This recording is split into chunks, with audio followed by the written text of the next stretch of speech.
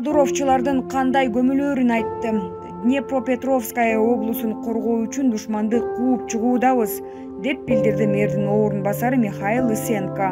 Ал өлгөн Кадыровчу чечен согушкерлерин чочконун терисине ооруп көмөбүз, көрөбүз тиги жакта кандай кабыл алар экен, деди. Булак апта чекиткейжи. Орус-Украин согушу. Орустар 26 күндө эмнеге жетишти? АКШнын коргоо министрлиги Украинадагы кырдаал боюнча чоң брифинг уюштурду. Брифингди жогорку даражалуу офицер өткөрдү. Брифингдин жүрүшүндө төмөндөгүлөр айтылды. Алар импульс алууга, кандайдыр бир таянаар чекитти табууга аракет кылып жатышат. Аларда эч качан мындай болгон эмес жана алар буга абдан ачууланып жатышат. Мен жөн гана картаны карап көрөлү дегеним. Орусиянын көзөмөлүндөгү калктуу пункттарды бирден санап чыкса болот. Алардын экөө Донецк менен Луганскты алар мурда эле көзөмөлдөгөн. Анда алар 26 күндө эмнеге жетишти?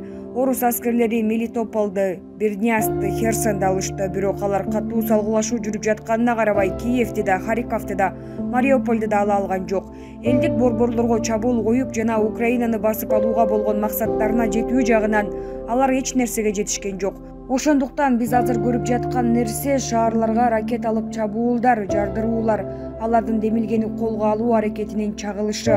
Бул армия өзүнүн тактыгы менен белгилүү болбогондуктан мындай тактикага карапайым калк үчүн өтө коркунучтуу. Орустар өздөрү тыгылып башаламан болуп турганда украиналыктардын маанайын түшүргөндүн ордуна алар көбүрөөк каршылык көрсөтүп жатышат. Караңыздар, алар өнөктүктүн 26 күнүндө Киевдин 15 чакырым түндүк батыш тарапта бир жума мурун деле ошол жерде болушкан. Алар Киевдин 30 чакырым чыгыш тарапта бир жума мурун да ошол жерде болгон. Менде Мариупольго канча орус солдаты кирип жатканы тууралуу так маалымат жок. Мариуполь курчалган деп гана айта алабыз. Негизги басым түштүк жана түндүк батыш тараптан биз Мариуполь орустар үчүн бир нече себептерден улам маанилүү деп эсептейбиз. Биринчиден, бул Азов деңизиндеги порт. Экинчиден, Мариупольдун басып алынышы Крым менен кургактыктан көпүрө түзүүдө. Бирок эң негизгиси, алар Донбасста Украина армиясынын бириккен тобун изоляциялап, Украинанын чыгышын кесип салууга аракет кылууда. Ошентип алар Киевди коргоо үчүн бул жерде турган Украин күчтөрүнүн батышка баруу мүмкүнчүлүгүнө бөгөт коюшат. Орус аскерлери чыгышта украиналыктарды жеңүүгө аракет кылып жатат. Мунун ачкычы Мариуполь.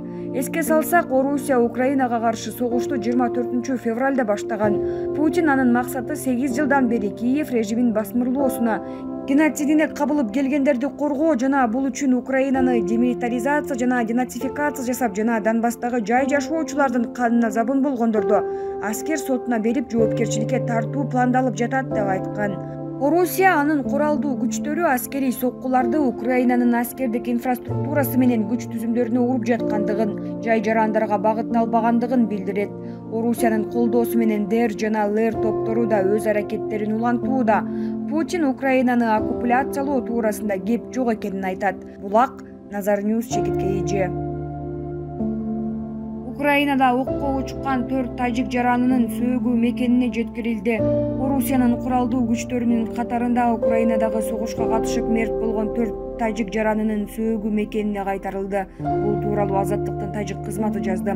50 жаштагы Сайдакбар Саидовдун сөөгү өзү туулган Хатлон облусунун Хамодони районунун Тудабайон айылында жерге берилди. Ал Украинанын кайсы жеринде каза болгону белгисиз. Жакындары журналисттерге кенен маалымат берүүдөн карманды. Аталган айылдын башчысы маркумдун агасы Ермухаммад Саидов бир тууганы көп жыл мурун Орусиянын жарандыгын алганын, акыркы мезгилде ал өлкөнүн куралдуу күчтөрүндө кызмат өтөп келгенин гана учкай айтты. Украинадагы согушта каза болгондордун бири 38 жаштагы Рамазан Муртазаев да ушул эле райондун тургуну болуп чыкты. Анын жакындары да Азаттыктын тажик кызматынын кабарчыларына комментарий берүүдөн баш тарткан. Калган 2 тажик жаранынын тег жайы белгисиз. Айрым маалыматтарда ал жакта каза болгон тажикстандыктардын саны 10го чейин жетиши мүмкүндүгү айтылды. Орус армиясынын катарында Украинадагы согуштук аракеттерге катышкан Кыргызстандын 19 жаштагы жараны каза болгону ырасталды. Ал Орусиянын армиясында кызмат өтөп жүргөнү жана Ысык көл облусунда туулуп өскөнү маалым болду. Маркумдун сөөгү 23 мартта Кыргызстанга коюла турган болууда. Булак Азаттык чекит орду.